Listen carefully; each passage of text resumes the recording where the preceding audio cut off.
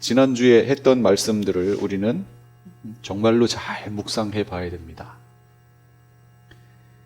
정말로 잘 묵상해야 됩니다. 개혁주의 전통에서는 무슨 얘기냐면, 장로교 전통에서는 절대로 한 번 받은 구원은 변개될 수 없다. 그런데 성경에서는 분명히 경고의 메시지들이 계속해서 나오거든요. 그럼 그 경고의 메시지를 어떻게 해석하느냐? 그거는 실제로 그렇게 된다는 얘기가 아니라 그냥 주의를 주기 위한 내용들이다. 그런 식의 해석을 한단 말이죠. 말씀에는 나와 있는데 본인들의 신학적 어떤 교리로 말씀을 재해석해 버리는 거예요. 그러면 이제 성경에 이스라엘이 수건을 가리고 율법을 보는 것처럼 지금 이 시대는 교리라는 수건을 두르고 하나님의 말씀을 보기 때문에 우리가 지금 놓치고 있는 부분들이 있다라고 지금 말씀드리는 거예요. 오늘 말씀은 그 연장선상입니다. 연장선상에서 우리는 구원을 얘기할 때 이미 성취된 것으로 많이들 얘기들을 하죠. 그래서 신학에서는 이미와 아직이라고 하는 그런 얘기를 자주 합니다. 우리는 이미 구원받았다 이렇게 얘기하죠. 그러나 아직 완성되지 않았다. 이미와 아직이라는 얘기를 많이 해요. 그런데 오늘 본문에는 피조물들도 하나님의 아들, 하나님의 자녀들의 영광에 이르는 것을 지금 소망하고 있다라는 거예요. 피조물들도 하나님의 자녀들이 나타나기를 피조물들이 지금 고대하고 있대요. 소망하고 있대요. 그리고 지금 현재 이 모든 피조물, 여러분 피조물은 뭘 말하는 거예요? 피조물. 동물, 나무, 자연, 식물, 개, 고양이, 다 얘기하실 거예요. 우주 전체, 우주까지도, 우주 전체까지도 이 다 피조물이에요. 그런데 그 피조물들이 지금 허무에 굴복하고 썩어짐의 종살이를 하고 있다는 거예요. 근데 그 피조물들도 그 썩어짐의 종살이에서 해방되는 거, 그거 지금 기다리고 있다는 거죠. 근데 이렇게 된 것이 누구의 계획이라고요? 하나님의 계획이었다는 거예요. 지금 온 우주 있는 전체, 지구상에 있는 건 말할 것도 없고 우주 전체가 지금 뭘 기다리냐면 하나님의 자녀들이 누리게 될 영광된 자유, 이거 기다리고 있다는 거예요. 근데 그 피조물들도 그걸 누리게 된다는 거죠. 지금 현재 피조물들이 인간들과 함께 신음하며 함께 해산의 고통을 겪고 있어요. 함께. 이걸 가만히 생각해 보시면 지금 이게 회복되기를 지금 기다리고 있다고 그러죠? 그러면 한번 여러분 생각해 보세요. 회복되기를. 그러면 원래 상태가 있다는 거 아니에요? 원래 상태가. 그게 어디 상태예요? 어디요? 에덴. 죄 짓기 전 에덴의 상태란 말이에요. 그 상태로 회복되기를 지금 기다리고 있다고. 자, 그렇다면 이것만 보더라도 지금 완료됐어요? 모든 것이? 완료 안 됐어요. 지금 과정이에요, 과정. 완성을 향해 나아가는 과정이라고요. 그런데 이 과정을 정의할 때, 교회에서 이 과정을 정의해 줄 때, 마치 우리 편에서는 아무것도 안 해도 하나님이 다 하신다라는 식으로 과정을 얘기해 준단 말이죠. 그러니까 교회에서 나타난 현상이 뭐예요? 방종이라고요. 그래서 방종이 나타난 거예요. 나는 구원받았어, 이미. 그리고 그 끝도 하나님이 다 알아서 하실 거야. 그 속에는 우리가 해야 되는 게 아무것도 없는 거예요. 그런데 여러분, 성경을 통해서 우리가 해야 되는 게 정말로 아무것도 없어요?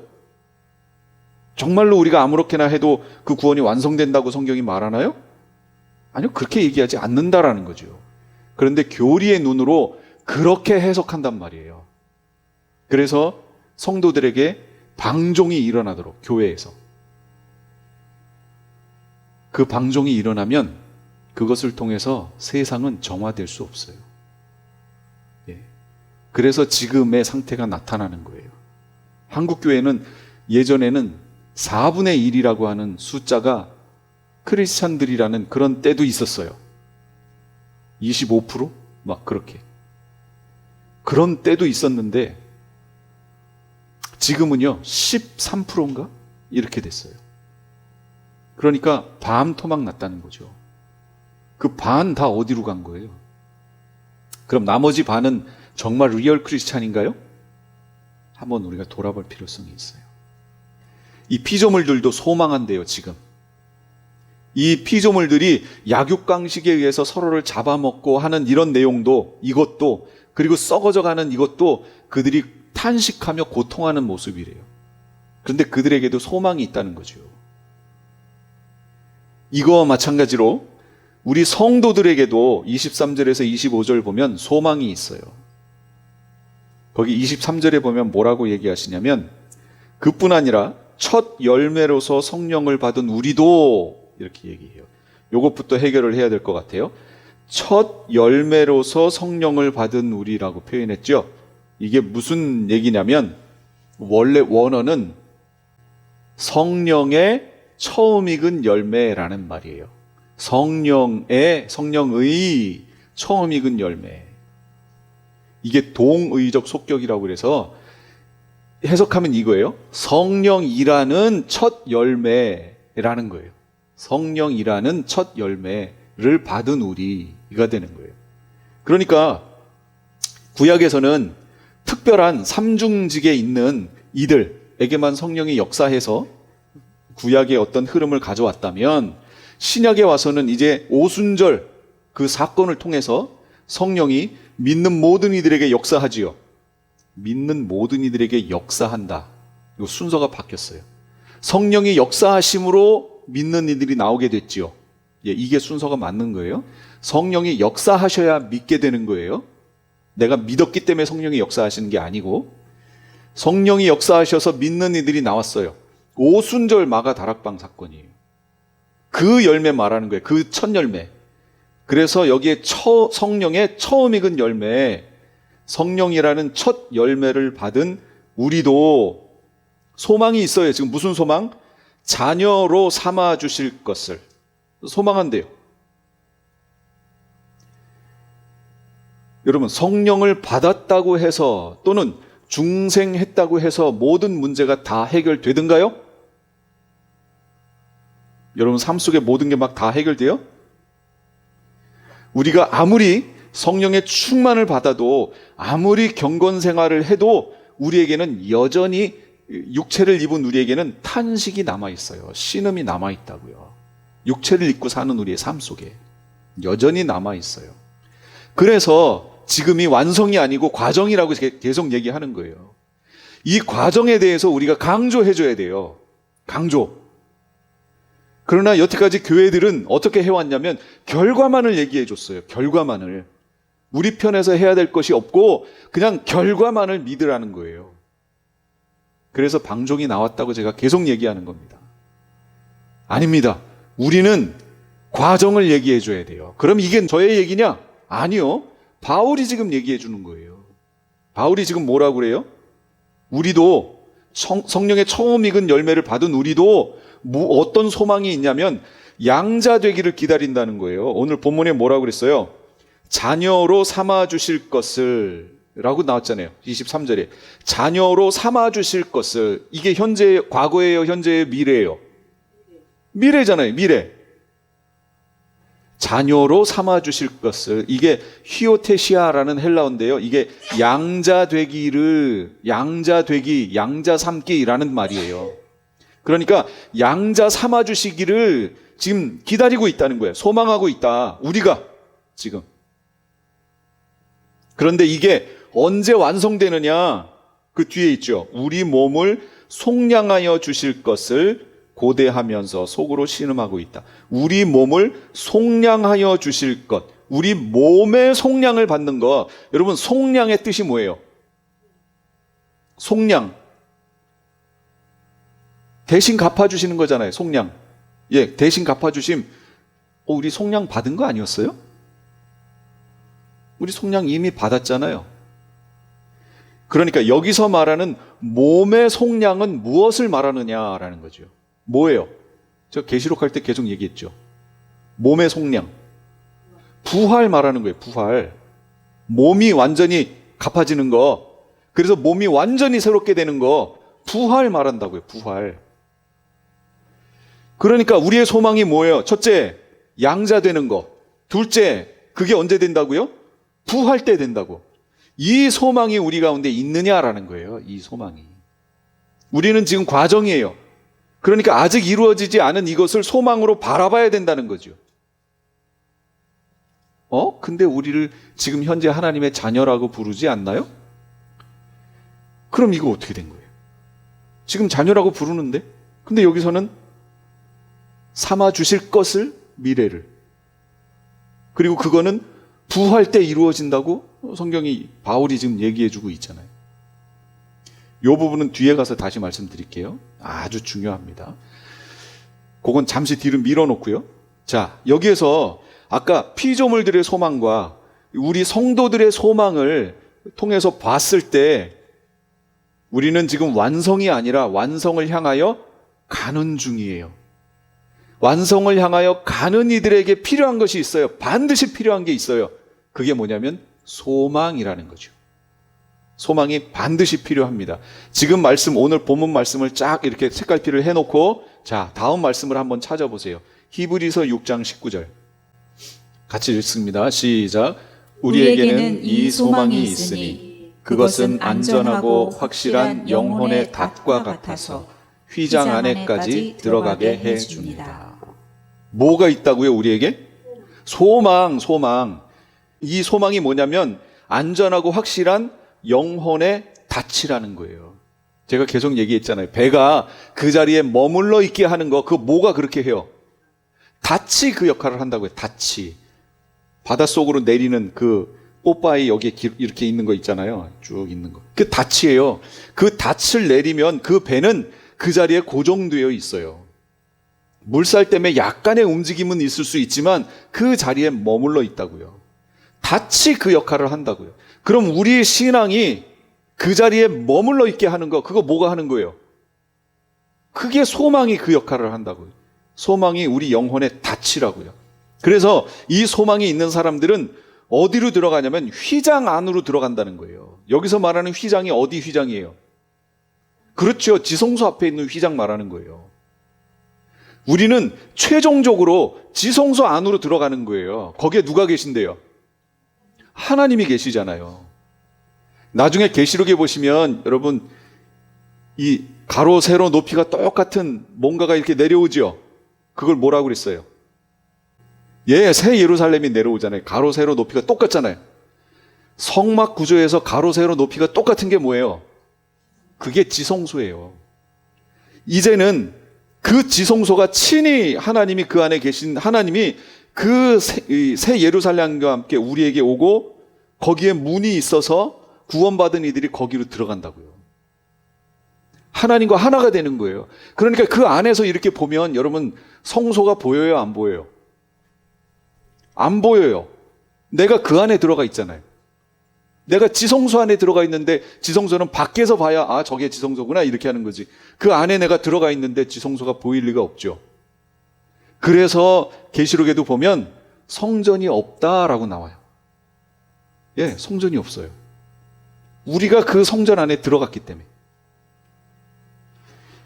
우리가 지금 그 위치로 그곳으로 들어가려면 우리 가운데 필요한 게 뭐라고요? 소망. 이 소망이 있어야 된다고. 소망이 완성의 자리로 우리를 인도합니다. 그러니까 우리 끊임없이 점검해 봐야 돼요. 나에게 이 소망이 있는가 점검해 봐야 돼요. 정말로요. 점검해 봐야 돼요. 그런데 어떨 때 소망이 우리 가운데서 막 이렇게 생겨날까요? 그렇죠. 그래서 성경에 환난은 인내를, 인내는 연단을, 연단은 소망을 이루는 거예요. 그러니까 우리 성도들의 삶 가운데 환난이 있고 어려움이 있고 왜 나는 이렇지 하는 부분들이 우리가 느껴질 때 그것은 무엇을 위해 주어진 거예요? 소망을 위해 주어진 거라고요. 소망을. 아, 지금 나는 이렇지만 나는 저 지성소 안으로 들어갈 사람이야. 하나님이 나를 그렇게 택하셨고 나를 그렇게 지금 만들어가고 가시는 과정이야. 그렇게 실망하지 마세요. 당연한 거예요. 그러니까 소망을 가지고 이겨내시라고요. 오늘 그런 은혜가 있기를 바랍니다. 우리의 의지로는 안 돼요. 우리 의지의 힘으로는 자유의지로 된다고요? 안 된다고요. 될 것 같으면 성령님이 오시지 않죠. 우리의 힘으로 안 돼요. 로마서 8장 3절에 보면 육신으로 말미암아 율법이 미약해져서, 그러니까 율법이 미약해진 게 아니고 우리 육신의 연약함으로 말미암아 율법을 이룰 수 없다는 걸 말하는 거예요. 그러니까 우리 육신의 연약함 때문에 우린 그걸 할 수 없어요. 지금 우리의 육신의 연약함 안에 우린 있기 때문에 이루어낼 수 없어요. 그래서 하나님이 새로운 방법을 우리한테 제시해 주셨고 그걸 하나님이 우리 가운데서 이루어 가시죠. 어떤 방법이에요? 우리 가운데 율법을 성취해 가신 율법의 의를 이루어 가시는 방법이 뭐예요? 이건 대단히 중요한 내용이에요. 제가 계속 주장하는 거. 성령 뭐 이렇게 말은 나오는데 그 다음 말이 안 나오네. 성령의 임재. 그렇죠. 성령을 따라 삶. 그거예요. 성령을 따라 사는 거. 성령을 따라 삶. 이것도 내 의지로 된다고요? 안 돼요. 안 돼요. 성령 충만해야, 여러분 술 취해야 술 기운에 고백하잖아요. 마치 그것처럼 성령이 충만해야 그 충만함이 나를 인도해 간다고요. 그러니까 성령 충만을 위해서 기도하셔야 돼요. 끊임없이. 그럴 때 그걸 이루어가는 그 삶 속에서 우리 속에 소망이 계속해서 생겨나는 거예요. 소망이. 그게 우리의 영혼의 닻이라고요. 그런데 이거 없이 이미 하나님이 다 이루셨다고. 이 땅에서 그냥 우리 누리기만 하면 된다고. 여러분, 안 돼요. 그렇게 갖군요. 그렇게 하면 큰일 납니다. 우리의 연약함을 성령 하나님께서 도우세요. 그래서 우리 힘으로 할 수 없는 것을 성령 하나님이 되게끔 하세요. 이게 성경에서 하나님이 주시는 방법이에요. 오늘 26절, 28절에도 분명히 나와 있죠? 이와 같이 성령께서도 우리의 약함을 도우십니다. 이렇게 나왔어요. 개역 개정에서는 이와 같이 성령도 우리의 연약함을 도우신다. 이렇게 나왔어요. 우리의 연약함을 도우신다고요. 누가요? 성령 하나님이. 성령을 받은 성도가 가지고 있는 육신의 연약함. 여러분 연약함 있죠? 예, 그 연약함. 하나님의 법을 다 지켜 행하지 못하는 육신적인 모습, 이 연약함. 중생한 성도라고 해도 부활의 몸을 입을 때까지는 육신의 연약함이 남아 있지요. 있어요, 지금. 그래서 우리의 소망은 부활의 몸을 입는 거예요. 그러면 그것에서 벗어날 수 있거든요. 벗어날 수 있어요. 그렇기 때문에 성령 하나님이 우리를 도우시는데 어떻게 도우시냐면 첫 번째, 우리가 어떻게 기도해야 할지도 알지 못해요. 어떻게 기도해야 되지? 우리의 처지와 형편이 어떻지? 무엇을 위해 기도해야 되지? 어떻게 기도해야 될지도 몰라요. 그런데 26절에 성령께서 친히 이루 다 말할 수 없는 탄식으로 우리를 대신하여 간구하여 주신다.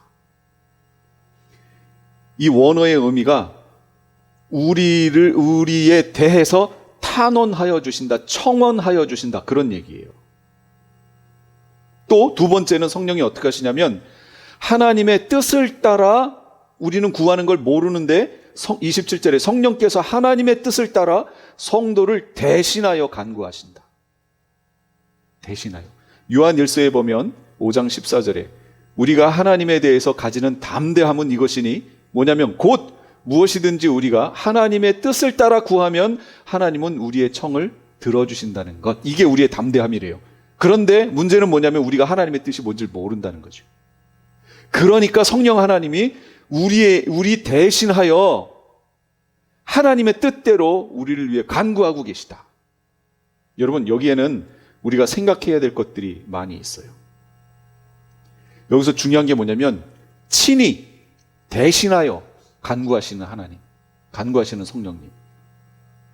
친히, 이거는 제기대명사예요.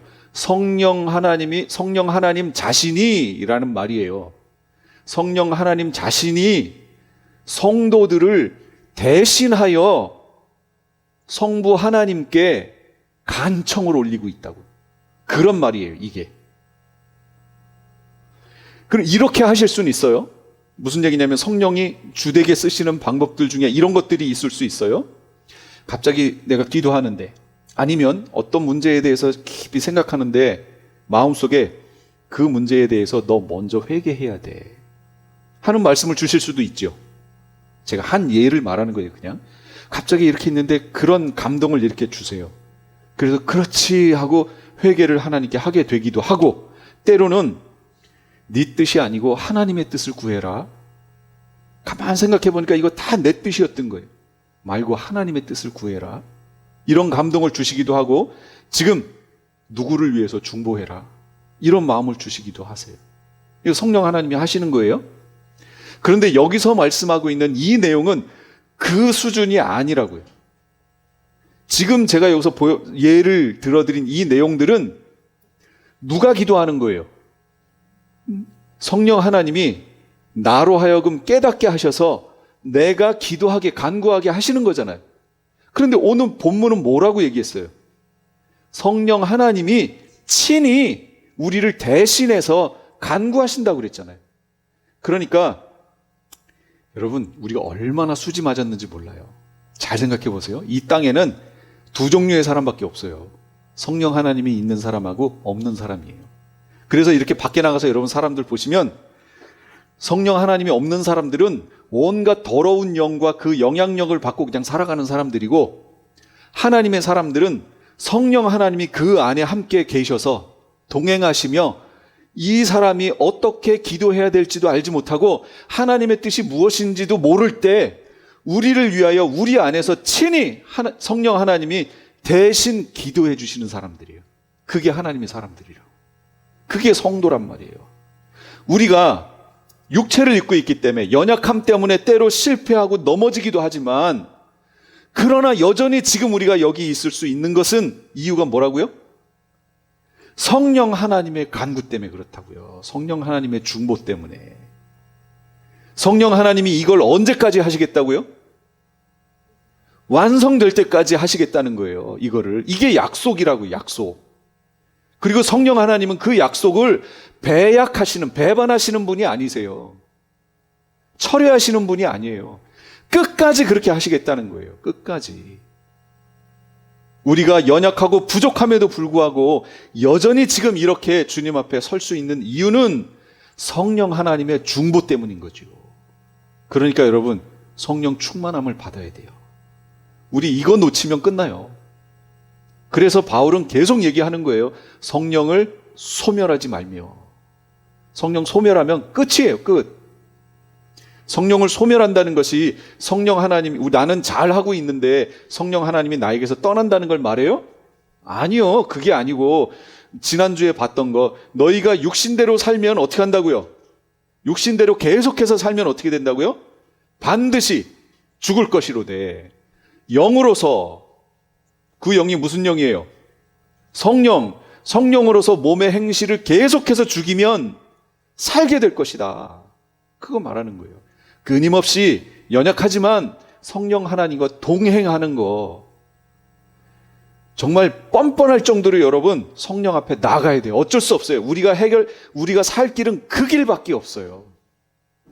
예수 그리스도를 통하여 우리에게 주신 성령 하나님과 동행하는 방법, 그것밖에 없어요. 우리가 알지 못하는 방법으로, 우리 성도들이, 우리 사람이 알지 못하는 방법으로 지금 친히 간구하고 계세요. 성령 하나님. 그래서 그냥 멀쩡했는데 갑자기 어떤 상황이 됐을 때 갑자기 눈물이 나기도 하고 감동이 오기도 하고. 누가 하는 거예요? 성령 하나님이. 말할 수 없는 탄식으로 우리를 위해서 친히 지금 간구하고 계세요. 성도는 어떻게 이렇게 말할 수 없는 탄식으로 친히 간구하시는 성령님과 함께 동행하는 자들, 그게 누구냐? 그게 성도예요. 그러니까 이 세상 밖에 사람들을 쫙 보세요. 많은 사람들이 지나가지만 성령 하나님과 동행하고 있는 사람들과 그렇지 않은 자들이 함께 공존해서 살아가고 있는 거예요. 예수님이 오시면 그 중에 성령 하나님과 동행하고 있는 그들을 불러 올리시겠다는 거예요. 그러니까 우리는 성령 하나님과 동행해야 된다고요. 이게 어떻게 해서 가능해졌어요? 예수 그리스도의 대속을 통해서 가능해졌다고요. 그러니까 예수 그리스도가 없으면 우리의 신앙은 헛것이에요. 예수 그리스도 외에 구원 얻을 만한 다른 이름을 우리에게 주신 적이 없어요. 꼭 믿으시지요? 반드시 믿으셔야 됩니다. 이렇게 성령의 인도를 받는 사람들, 그 사람들이 누구냐? 하나님의 뜻대로 부르심을 입은 사람들이에요. 그 사람들에게는 모든 것이 합력하여 선을 이루게 돼요. 왜요? 하나님이 그 모든 사람에 대해서 성령 하나님이 간구하시고 하나님의 뜻대로 간구가 되니 성령 하나님이 탄식으로 그들을 위해서 간구하고 계시니 그들의 삶이 그렇게 될 거 아니에요. 결과적으로 모든 것이 이렇게 맞물려서 결국 하나님이 기뻐하시는 선을 이루고야 마신다. 하나님이 하시는 일이라고요. 우리의 연약함에도 불구하고 그 연약함을 통해서 하나님은 선을 이루어가고 계십니다. 반드시 믿으셔야 됩니다. 그런데 오늘 29절에서 30절까지의 이 말씀에는 이걸 어떻게 이해해야 되는가? 라는 참 어려운 말씀이 여기에 등장합니다. 29절에서 30절이에요. 우리 다시 한번 읽고 시작할까요? 읽어주세요.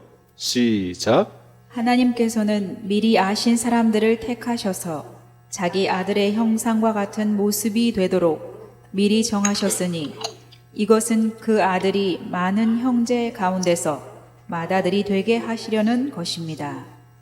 그리하여 하나님께서는 이미 정하신 사람들을 부르시고 또한 부르신 사람들을 의롭게 하시고 의롭게 하신 사람들을 또한 영화롭게 하셨습니다.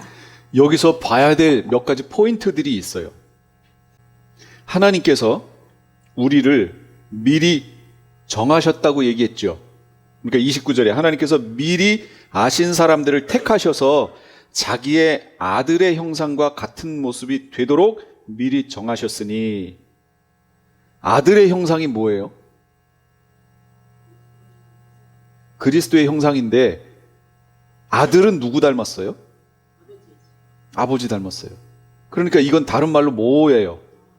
하나님의 형상이지요. 창세기에서 인간들을 만드실 때 누구의 형상으로?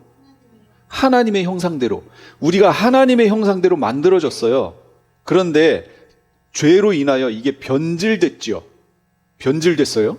예수 그리스도 아들이 오셔서 우리에게 하시고자 하시는 건 뭐냐면 아들의 형상을 본받도록 만들어 가시는 거예요. 근데 그 아들의 형상이 뭐라고요? 하나님의 형상. 그러니까 회복시키시겠다는 거예요. 원래대로 다시 회복시키시겠다는 거예요. 지금 이 아들의 형상이 회복되어지는 과정에 있어요. 갈라디아 4장 19절 제가 읽어드릴게요. 나의 자녀 여러분, 나는 여러분 속에 그리스도의 형상이 이루어지기까지 다시 해산의 고통을 겪습니다. 지금 그리스도의 형상, 아들의 형상이 이루어지기까지 그랬으니까 이루어졌어요? 이루어지고 있는 거예요? 이루어지고 있는 거예요. 제가 그래서 계속 과정을 설명하잖아요. 과정이 중요하다고. 우리는 지금 과정 중에 있어요. 아들의 형상이, 그리스도의 형상이 이루어지는 과정 중에 있어요. 이 과정 중에 우리가 실패할 수 있나요? 예, 때로 실패할 수도 있어요. 그러나 여러분 걱정하지 마세요. 누가 이 일을 하고 계시다고요? 하나님이 이 일을 하시다고요. 여기 그렇게 미리 정하셨다고요. 그러니까 결국 그렇게 해내실 거예요. 하나님이. 우리 속에서 착한 일을 시작하신 하나님께서 그 일을 이루실 줄을 믿는다고 바울이 고백하죠. 예, 그 일을 이루어 가실 거예요. 본질적으로 이루어 가실 거예요. 그리스도의 형상이 이루어지는 것, 이거를 완전히 성화된 모습, 우리의 육신의 연약함에서 완전히 벗어난 모습, 이걸 부활 때 이렇게 이루어져요. 부활 때. 지금은 가는 과정 속에 있어요. 그럼 왜 이렇게 하시느냐? 그 아들을 많은 형제 중에 맏아들이 되게 하시려고 그렇게 하신다는 거예요. 누구를? 누가 맏아들이 되는 거예요? 예, 예수님이 맏아들이 되는 거예요. 예수님이 혼자 있으면 뭐예요? 외아들이죠. 근데 그 뒤로 다른 아들들이 생기면 뭐가 되는 거예요? 맏아들이 되는 거죠. 그런데 그 전에 아들이 없었어요. 그래서 하나님이 어떻게 하셨다고요? 양자로 입양하셨다고. 양자로 우리를. 그래서 맏아들 뒤로 그 맏아들의 모습을 담도록, 형상을 담도록 우리를 만들어 가시는 거예요. 우리를 만들어버리면 이 아들은 뭐가 되냐면 맏아들이 되는 거예요. 그러면 이제부터 아버지가 그 맏아들에게 주려고 했던, 자녀에게 주려고 했던 유산을 어떻게 하시겠어요? 그 양자 삼은 아들의 자녀들에게도 다 주시는 거예요. 그 내용이 요한계시록의 2장 3장에 주시겠다고 약속하신 내용, 그거의 유산이 그거라고. 그럼 그거 받으려면 어떻게 해야 돼요? 아들의 형상 닮아야죠. 그렇죠? 이해가 되셨어요? 예. 그러니까 우리는 그 아들의 형상, 그리스도의 형상을 담기 위하여 지금 그 과정 속에 있어요. 여러분, 실패해도 괜찮아요. 하나님이 다 아세요. 뭘? 우리의 육신의 연약함을 아세요. 그래도 우리 속에서 그걸 시작하셨어요. 그건 무슨 얘기예요? 이루고 말겠다라는 거예요, 하나님이. 우리 속에서 그 일을 이뤄내고야 말겠다. 예. 그러니까 하나님을 신뢰하고 우리 신앙생활 하는 거지 내 의지로 그걸 해내겠다. 여러분, 안 된다니까요. 그렇다고 우리의 의지가 전혀 무관하다. 아니, 그건 아니에요. 우리의 의지마저도 성령 하나님이 사용하셔서 그렇게 성취되도록 우리를 만들어 가시겠다라는 거예요. 예, 지금 그거 하고 계시다고요. 그런데 이제 문제가 여기 있죠. 하나님께서 미리 아신 사람들을 그랬잖아요. 미리 아신 이거를 신학적 용어로 뭐라고 그래요? 미리 아셨다. 예지잖아요. 예지. 그 다음에 미리 아신 사람들을 택하셔서, 택하시는 걸 뭐예요? 예정. 순서가 어떻게 돼요? 그렇죠. 예지 예정이죠. 감리교의 알미니안주의 또는 웨슬리안 신학의 순서는 예지 예정이에요. 그런데 장로교는 예정 예지예요. 그럼 거기서 말하는 예지의 의미가 뭔지 아세요? 이게 알미니우스라든지 이런 사람들이 말하는, 주장하는 거예요. 예지, 미리 아셨다. 뭘 미리 아셨다? 무엇을 미리 아셨다? 예, 그들이 주장하는 건 그거예요. 알미니우스는 이 사람이 하나님의 전지하신 능력으로 이렇게 쫙 관찰해 보니, 아, 이 사람은 믿겠구나를 미리 아셨다. 그래서 그 사람을 택하셨다. 이렇게 말하는 거예요. 이게 웨슬리안적, 알미니안적 관점이에요. 여러분은 어떻게 생각하세요? 그 부분에 대해서 여러분 고민해 보셨어요? 만약에 그렇다면 무슨 중요한 문제가 생기냐면, 보세요. 오늘 말씀의 흐름대로 얘기해 볼게요. 예지, 예정, 그 다음에 부르심, 그러니까 소명 말하는 거예요. 부르심, 그 다음에 의롭게 하심, 그 다음에 영화롭게 하심. 순서가 이렇게 됐죠. 그러면 영화롭게 하는 거 누가 해주시는 거예요? 하나님. 의롭게 하는 거 누가 해주시는 거예요? 하나님. 그 다음에 부르시는 거 누가 하시는 거예요? 예정하는 거 누가 하시는 거예요? 그러면 이 모든 것의 시작이 예지에서 시작됐죠. 오늘 본문 아까 예지를, 하나님이 이렇게 보시니까 저 사람이 자기 의지로 믿을 것을 미리 아시고 그를 택하셨다고 해석했잖아요. 알미니안, 웨슬리안이. 그러면 이 사람의 구원의 시작은 누가 시작한 거예요? 본인이 시작한 거잖아요. 본인이. 자기 의지로 믿을 것을 하나님이 딱 보니까 하고 택하셨다는 거 아니에요. 그러니까 구원의 시작이 누가 했다는 거예요? 내가 본인이 했다는 거잖아요. 결국은 예지를 봤더니 믿을 것 같은데 믿네 라는 정보를 하나님이 입수하셔서 그것으로 시작했다면 그 사람의 구원은 하나님이 시작하신 게 아니고 그 사람이 시작했다는 얘기죠. 그러면 이것이 성경에서 맞냐라는 걸 봐야죠. 그럼 성경에서는 그것에 대해서 뭐라고 하시느냐? 어떤 것을 찾아보셔도 여러분, 구원의 시작이 본인, 인간 스스로 시작해서 됐다고 얘기한 성경 구절이 없어요. 여러분 찾아보세요. 있으면 찾아가지고 저한테 얘기 좀 해주세요. 자신 있게 말합니다. 없어요. 반대로 그것은, 그 믿음은 하나님의 선물이다, 하나님의 은혜다 라는 말은 계속해서 나와요. 무슨 얘기인지 이해하셨어요? 에베소 2장 8절에서 9절 제가 읽어드릴 테니까 잘 보세요. 여러분은 믿음을 통하여 은혜로 구원을 얻었습니다. 이것은 여러분에게서 난 것이 아니요 하나님의 선물입니다. 행위에서 난 것이 아닙니다. 그러므로 아무도 자랑할 수 없습니다. 우리에게서 났다고요? 구원의 시작이 아니라고요. 선물이라고요. 그렇다면 뭐가 문제냐? 그 얘기, 알미니우스라든지 그들이 해석한 방식이 뭐가 문제냐? 예지를 미리 아셨다고 하는 이거를 잘못 말한 거예요. 뭐냐면 미리 쭉 봤더니 믿게 될 것 같은데 믿는구나. 믿음에다가 그걸 적용했다는 거예요. 저 사람이 믿을까 안 믿을까 하는 그 사람의 어떤, 여기서 데이터라고 제가 얘기할게요. 정보. 그 정보를 하나님이 딱 찾아내셔서 구원하셨다라고 하는 그 부분에 문제가 있는 거예요. 뭐냐? 하나님이 아셨다, 미리 아셨다. 여기 프로기노스코, 기노스코가 알다라는 뜻이고요. 프로니까 미리, 앞전에 아시는 거, 미리 아셨다는 얘기예요. 미리 아셨다. 여러분 지난주에 장로님 통해서 여러분 구약에서 야다라는 말, 알다라는 말 배웠잖아요. 알다라는 말이 무슨 뜻이에요? 데이터, 정보를 안다는 거예요. 성경에서 말하는 알다가 관계지요, 관계. 깊은 관계를 말하는 거라고요. 여기서 말하는 하나님이 미리 아셨다는 거는 그 사람이 믿을까 안 믿을까라는 정보를 알았다는 의미가 아니고, 하나님이 미리 그 사람과 깊은 관계를 가지셨다라는 걸 말하는 거예요. 미리.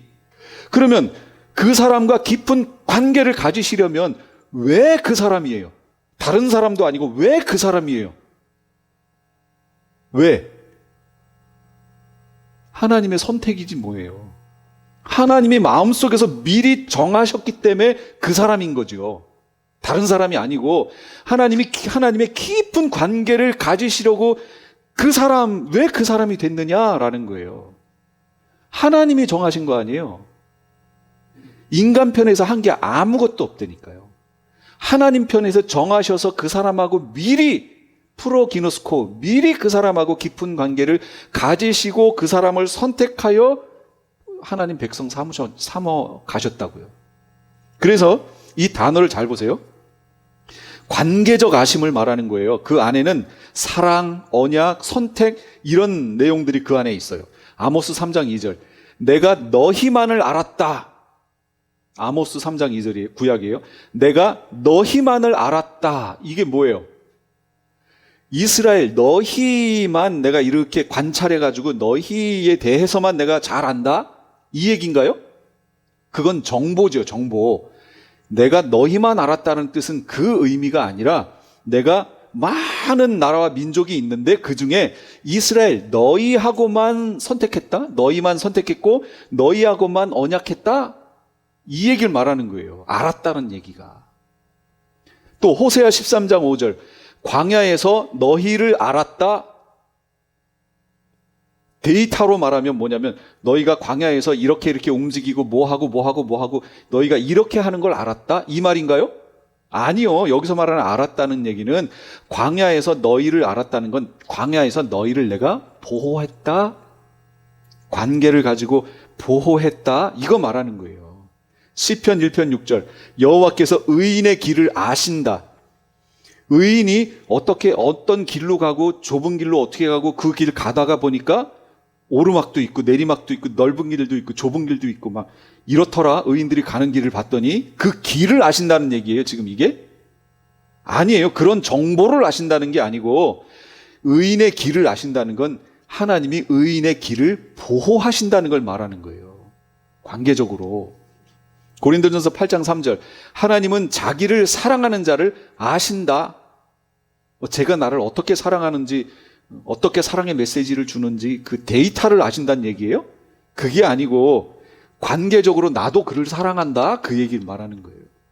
성경에서 말하는 아신다는 건 데이터, 정보를 안다는 게 아니에요. 아까 알미니안들이 얘기하는 것처럼 저 사람이 믿을까 안 믿을까 한번 이렇게 내 투시의 능력으로 한번 미래를 볼까? 아, 믿는구나. 이렇게 데이터를 안다는 얘기가 아니에요. 예지라는 말을 잘못 해석했다는 거죠. 그러니까 엉뚱한 해석이 나오는 거예요. 그게 아니고 관계적으로 하나님이 미리, 그 관계를 가지려면 하나님이 어떻게 하셔야 돼요? 미리 선택하셔야죠. 미리 정하셔야죠.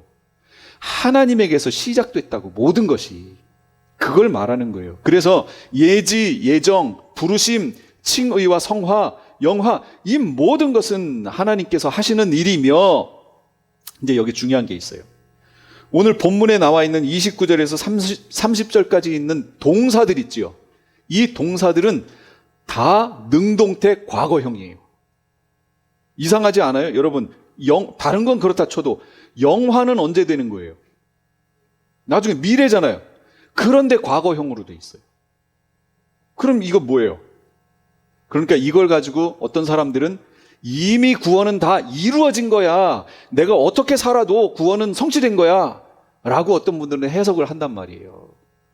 그런데 그 의미가 아니고요. 하나님께서 어떻게 하나님의 형상을 닮은 사람들을 선택하시고 만들어 가시고 최종 완성하실지 그 단계 흐름을 하나님이 언약적으로, 약속으로 하나님이 이렇게 하실 거다라는 것을 선포하신 거예요. 하나님은 여기에서부터 완전히 선택을 처음부터 하셔서 이렇게 해서 택하시고 부르시고 의롭다 하시고 마지막 영화롭게 하는 단계까지 이 모든 것, 이게 하나님의 약속이라는 거죠. 약속으로 선포하신 거예요. 지금 변개치 않겠다, 절대로 변개치 않겠다 하고 하나님이 약속으로 선포하신 거예요.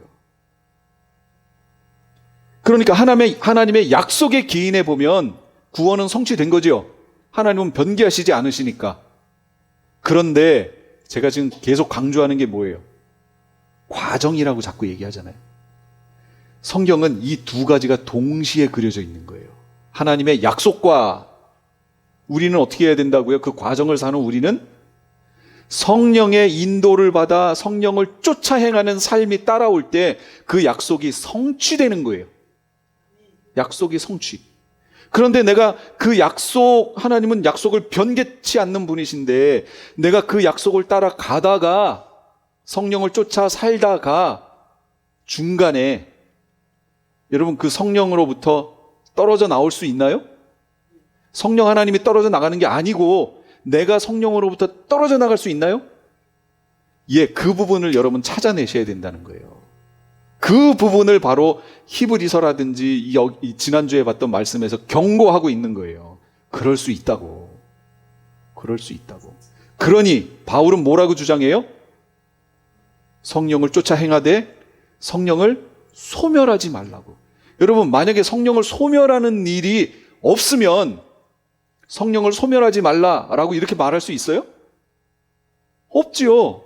제가 그럴 경우 그걸 뭐라고 제가 얘기하냐면 제 입으로 공갈 협박이라고 얘기하는 거예요. 그렇게 되는 일이 없는데 그걸로 우리를 경고하여 어떤 위치에 서도록 만들잖아요. 그런 일이 없는데 그렇게 되는 것처럼 말하여 이 자리에 서도록 말하는 거, 그거 뭐예요? 그게 공갈 협박이잖아요. 안 그래요? 성경이 공갈 협박이에요? 아니라고요. 여러분, 히브리서에 있는 한 번 비침을 얻고 성령에 참여한 바 되고 내세의 능력을 맛보고도 타락한 자들은 다시 새롭게 하여 회개케 할 수 없나니 그랬잖아요. 이게 경고의 말씀이거든요. 그러니까 너희는 그렇게 되지 말아라 라는 경고의 말씀인데 여러분, 이게 실제예요? 그렇게 되는 일이 없는 거예요. 만약에 그렇게 되는 일이 없는데 히브리서 기자가 그렇게 썼으면 그걸 뭐라고 한다고요? 공갈 협박. 가짜로 우리 협박한 거잖아요. 성경이 공갈 협박이에요? 아니라니까요. 아니라니까요. 그런데 사람들이 자꾸 성경을 공갈 협박의 내용으로 바꿔버려요. 교리라는 이름으로 공갈 협박으로 만들어요. 오늘 여기 있는 그 순서 예지하시고 예정하시고 부르시고 의롭다 하시고 영화롭게 하신다. 이것은 뭐냐? 이건 하나님의 언약적 선포를 말하는 거예요. 약속하셨다고. 그렇게 하시겠다고 약속하셨다고. 그 약속을 따라가는 우리는 어떻게 해야 된다고요? 성령을 쫓아 행해야 된다고. 따라와야 된다고. 그러므로 성령을 소멸하지 말라. 우리의 신앙은 최종 지점에 도착한 것이 아니에요. 예수님을 영접하는 순간부터 신앙의 여정이 시작된 거죠. 시작. 이걸 한 걸음 물러나 하나님의 관점에서 보면 처음부터 끝이 완성된 것으로 보여요. 하나님 편에서 보면. 그런데 우리 인간 편에서 보면 우리는 시간을 살고 있기 때문에, 역사 속에 살고 있기 때문에 과정이란 말이에요. 과정을 살고 있는 우리가 무엇에 주의해야 되는지 그곳에 마음을 둬야 하는데, 하나님 편에서 보는 관점으로만 설교를 해서 얘기를 하니 우리 편에서 해야 될 거를 지금 놓치고 있다라는 거예요. 교회 성도들이. 변개되지 않는 약속을 허락하셨어요. 그러나 우리의 힘으로는 절대 갈 수 없어요. 아담과 하와는 자유의지 없었나요? 있었어요. 죄는 안 지었는데 그 상태에서 하나님하고도 대화를 나누는데 자유의지를 가지고 있었어요. 그랬더니 결과가 어떻게 됐어요? 죄를 짓고 타락했잖아요. 그런데 여러분, 우리 위치가 아담과 하와보다도 더 뛰어나요? 아니잖아요. 이대로 두면 우리는 안 된다니까요. 그래서 성령 하나님이 친히 우리 가운데 오시는 거예요. 친히 오셔서 우리를 이끌어 가시겠다. 오직 성령께서 우리 안에 계셔서 우리를 대신하여 친히 간구하심으로 우리를 인도해 가시는 거예요. 그러나 여러분, 착각하지 마세요. 성령 하나님이 적극적으로 우리를 인도하십니다. 그러나 강제적으로는 안 하세요. 그래서 성령 하나님을 인격적이라고 말하는 거예요. 적극적으로 하시지만 강제적으로는 안 하신다는 거 기억하셔야 돼요. 물론 때로는 아주 급한, 정말로 절체절명의 그 순간 하나님이 강제적으로 뭔가를 하실 때도 있어요. 예를 들면 바울이 다메섹 도상으로 갈 때 지금 뭐 하러 가는 거예요? 믿는 크리스찬들을 잡으러 가는 거 아니에요? 그 바울을 하나님이 택하셔서 날 때부터가 아니죠. 그 전부터 바울을 택하셔서 하나님의 그릇으로 사용하기로 하나님은 이미 계획하고 계셨어요. 그런데 그가 하나님의 사람들을 잡아들이는 그 역할을 하러 다메섹으로 가는 길을 상해서 하나님은 하나님의 절대적인 주권으로 그에게 개입하시는 거예요. 그 눈을 멀게 하시기도 하세요. 이렇게 하나님은 특별한 경우에 하시기도 하세요. 특별한 경우에. 그러나 그것이 일반적이지는 않다는 걸 기억하셔야 돼요. 일반적인 성도에게는 성령 하나님이 나와 함께 계신가?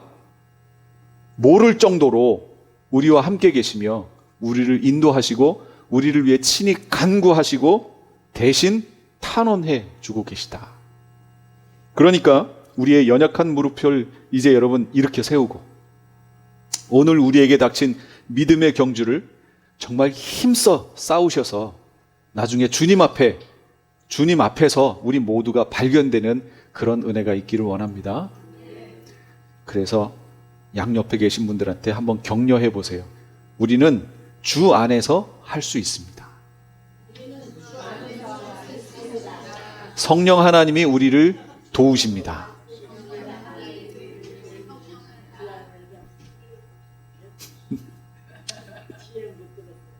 예, 기도하겠습니다. 하나님.